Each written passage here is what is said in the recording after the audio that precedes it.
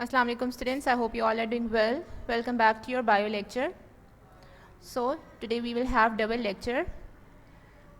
Our today's topic is study of malaria. Previously हमने chapter number 2 में क्या पढ़ा था, biological method के steps. Now we will take the example of malaria और हम different steps के यानी observation, hypothesis के देखेंगे कि malaria में क्या क्या examples इसको prove कर सकते हैं. Open page number 23.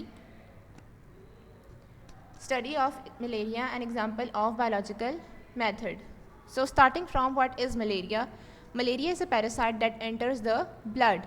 यानी पैरासाइट किसको कहा जाता है, जो अपने होस्ट में जाके क्या करते हैं, वहाँ से खुराक हासिल करते हैं और उनको बदले में क्या करते हैं, नुकसान पहुँचाते हैं. सो मलेरिया कहाँ पे एंटर होते हैं, जो ह्यूमन बॉडी है उनके ब्लड में एंटर होंगे. This parasite is a protozoan called Plasmodium. अब इसमें जो पैरासाइट में जो मेन रीज़न है इस डिज़ीज़ की, that is Plasmodium. 3 to 700 million people. So that means each year 3 to 700 million people get affected by malaria. 40% of the world's population lives in malaria zones.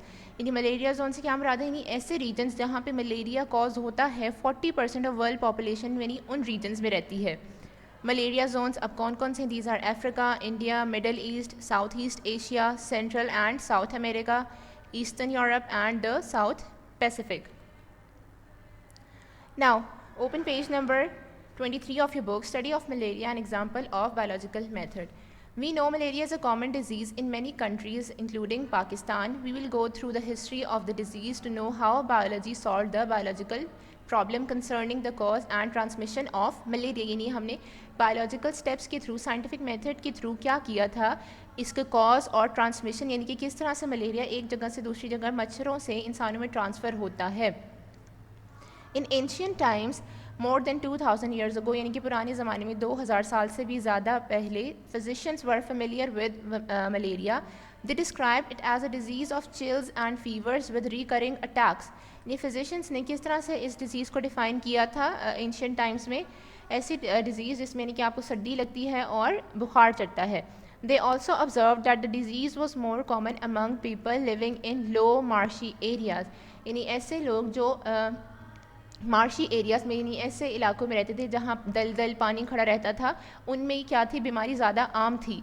It was thought that the stagnant water कहते हैं जो गंदा या खारा पानी होता है marches में, दलदल में, poison the air and as a result of breathing in this bad air people got malaria. यानी तब क्या समझा जाता था कि क्योंकि इन गंदे इलाकों में, मार्शी एरियाज़ में लोग रहते थे, तो क्या था, वहाँ की जो आबो हवा है पॉइजन यानी कि जहरीली हो चुकी थी.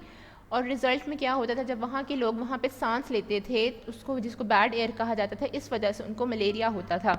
सो this belief led to the name of this disease. और इसी बिलीफ की बुनियाद पर इस बीमारी को नाम दिया गया था the Italian words mala which means bad. यानी कि इटालियन वर्ड्स थे mala and aria. Mala means bad and aria means air. So it means bad air. For further clarification of the observation, some volunteers drank stagnant water.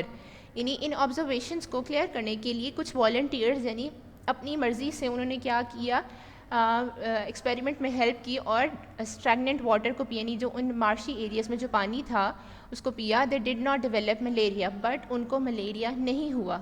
सो इससे क्या पता चला कि ये reason नहीं थी. In the 17th century when the new world America was discovered, many plants from America were sent back to Europe to be used as medicines. As you know, different medicines यानी different herbs होती हैं plants की, जिनको हम medicines के तौर पे use कर सकते हैं.